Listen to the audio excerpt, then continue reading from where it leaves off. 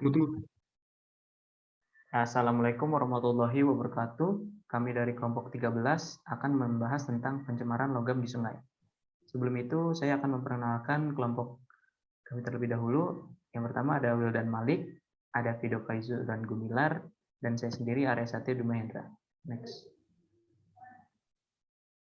Outline yang akan kita bahas adalah yang pertama ada identifikasi hazard, yang kedua ada transportasi dan transformasi, yang ketiga ada karakterisasi risiko, yang keempat ada manajemen risiko. Next. Pada kesempatan kali ini kami akan membahas dua jurnal. Yang pertama ada Toxic Metal Enrichment and Boating Intensity Sediment Record of Antifoulant Copper in Shallow Lakes of Eastern England.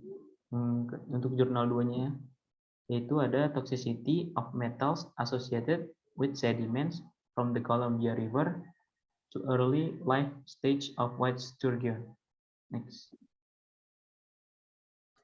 Untuk yang poin pertama ada identifikasi hazard. Untuk jurnal pertama, bersumber dari perahu yang menggunakan cat anti-fouling diduga menjadi penyebab pencemaran logam, yaitu ada Cu dan Pb di Sungai Inggris Timur. Untuk jurnal 2-nya sendiri, bersumber dari polusi kota dan industri serta buangan dari pabrik pengolahan air limbah, industri pulp and kertas, dan operasi metalurgi yang menyebabkan pencemaran logam, yaitu ada Cu, Pb, Cd, dan Zn di Sungai Columbia. Next. Untuk transformasi hazardnya sendiri ada untuk jurnal pertama, sebelum munculnya TBT, kondisi perairan masih jernih yang didominasi oleh makrofita. Setelah pertama kali muncul pada tahun 1960, TBT merusak ekosistem sehingga menyebabkan eutrofikasi dan degradasi ekologi. Hal ini tentunya merusak spesies makrofita, alga, dan Angiospermae. Pada tahun 1987, terdapat larangan yang menjadikan konsentrasi TBT menurun. Akan tetapi dalam pelaksanaannya pemulihannya berjalan dengan buruk atau lambat. Untuk jurnal kedua, sebelum adanya kontaminasi berupa logam yang mencemari Sungai Columbia, populasi ikan sturgeon masih dalam kondisi yang baik di habitatnya. Tetapi diduga setelah dilaksanakan hipotesis, terdapat perubahan habitat yang menyebabkan menurunnya populasi ikan sturgeon. Hal ini dikarenakan terdapat kontaminan berupa logam yang mencemari Sungai Columbia. Jika program perbaikan sungai tidak berjalan dengan baik, maka kemungkinan terbesar adalah punahnya populasi ini.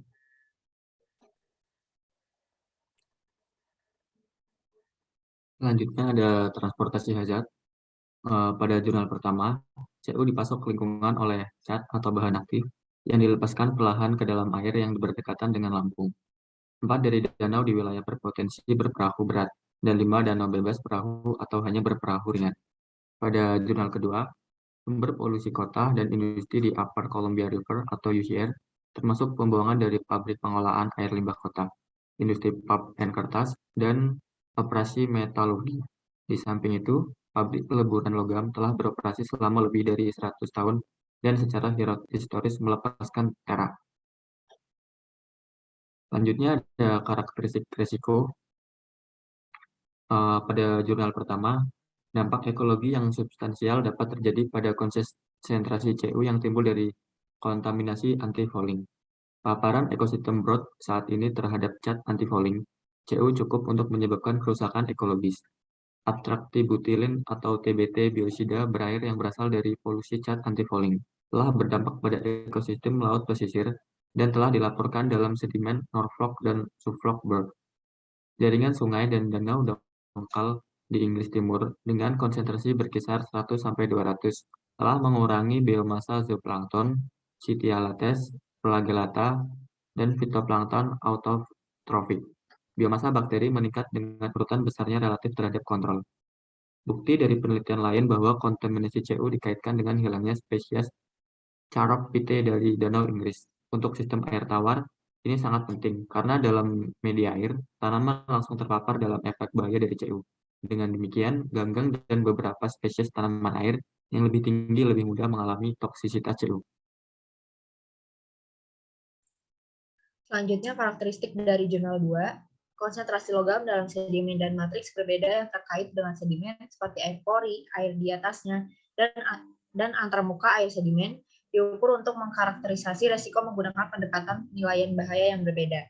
Dalam evaluasi efek potensial dari konsentrasi logam di sedimen situs, PEC konsentrasi efek ambang atau TICS, dan menunjukkan kemungkinan efek hasil bagi untuk campuran logam dihitung menggunakan metode yang digariskan.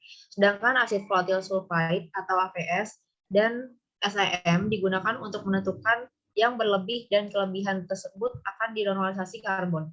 Berdasarkan perkiraan bioavailable logam, organisme bentik Sturgeon putih harus dilindungi secara memadai dalam sedimen jika SEM tidak melebihi AVS. Ketika AVS 0,1 mol per gram.